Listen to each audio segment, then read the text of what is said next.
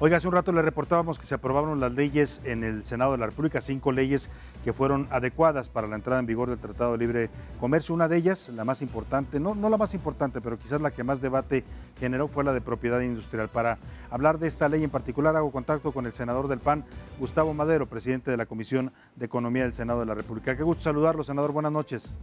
Muy buenas noches, Salvador. Igualmente, qué gusto saludarte a ti y a todos los que nos siguen. Igualmente, senador, pues un debate intenso el que tuvieron con este tema de la propiedad industrial, pero entiendo que al final los acuerdos hablan de una ley equilibrada y benéfica para los dos actores involucrados aquí. Por un lado, los grandes laboratorios que hacen medicamentos innovadores y por otro lado, el derecho de los mexicanos a medicamentos accesibles.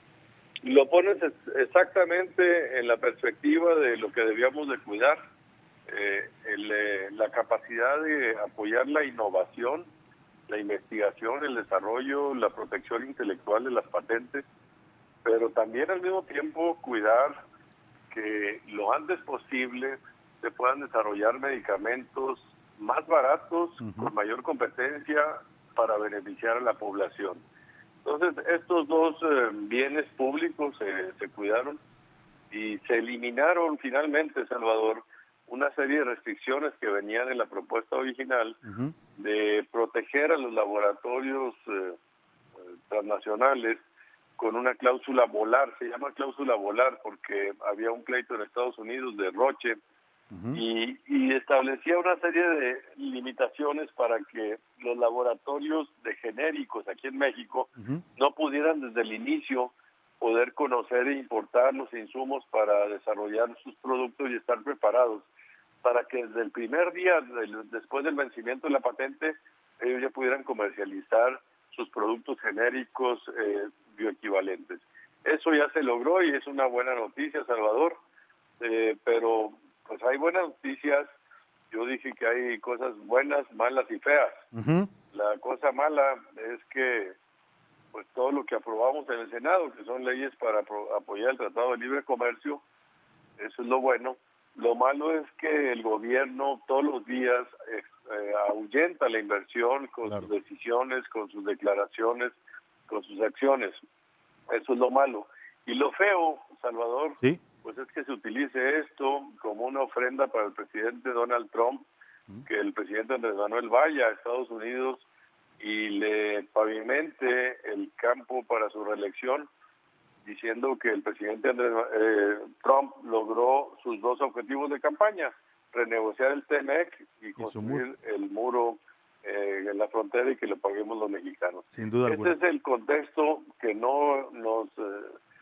que nos preocupa, Salvador, y que debemos señalar para reconocer que viene un momento muy difícil para México. La recesión económica apenas empieza y el gobierno no alcanza todavía a reconocer su gravedad y menos a generar medidas anticíclicas y aprobar una ley de emergencia económica. Ayer decía el presidente López Obrador sobre este tema que dice usted, la recesión tan fuerte que nos viene con el coronavirus, decía que ya vamos hacia la recuperación. Decía el presidente que es una V donde ya tocamos fondo y que en julio ya vamos a empezar a recuperarnos porque no se van a perder más empleos. ¿Es creíble este argumento del presidente?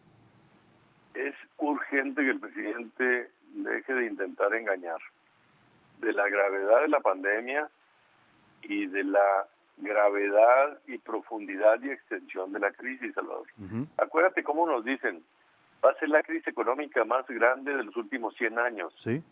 Y pues los que tenemos alguna edad vivimos ya muchas de estas crisis pasadas y es una explosión social de quiebras de negocios, de desempleo, de quiebras de familias. Recorren las ciudades y se vende, se renta, cerrado, y eso es lo que estamos a punto de vivir. Todavía no entramos, esto apenas empieza y va a ser largo.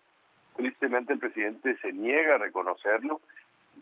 Al mismo gobierno le va a hacer crisis las finanzas públicas, Salvador. No va a tener lana, el gobierno le va a tronar sus finanzas públicas porque se le caen los ingresos petroleros y los ingresos fiscales. No va a haber quien pague impuestos porque todo el mundo va a tener pérdidas y porque va a haber desempleo, no va a haber ni cotizaciones al Seguro Social, va a haber menos cotizaciones.